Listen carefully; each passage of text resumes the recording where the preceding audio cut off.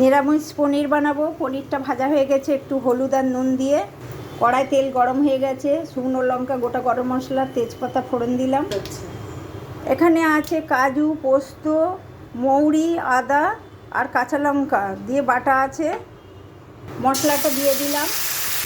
এখানে বাটা আছে টমেটো দিয়ে দিলাম। মশলা ধোয়া জলটাও দিয়ে দিলাম। একটু কাশ্মীরি চিলি দিলাম। কটা কাঁচা লঙ্কা দিয়ে দিলাম। স্বাদ মতো নুন মিষ্টি আপনি দিতে পারেন। মশলা তেল ছেড়ে গেছে, এবার পনিরটা দিয়ে দিলাম। দেখুন বন্ধুরা, পনির দিয়েছি আর সামান্য একটু জল দিয়ে দিয়েছি। পনিরে তেল ছেড়ে গেছে দেখুন বন্ধুরা। এখন একটু দুধ দিয়ে দিলাম, এক বাটি, ছোটো বাটির। দেখুন বন্ধুরা, আমার পনিরে কেমন কালার হয়েছে, নিরামিষ পনির। একটু সানরাইজের গুঁড়ো গরম মশলা দিলাম আর উপর দিয়ে ধনেপাতা ছড়িয়ে দিলাম। আমার পনির রেডি। কেমন হয়েছে দেখে বলবেন বন্ধুরা। ভালো লাগলে একটা লাইক, শেয়ার, কমেন্ট করে দেবেন।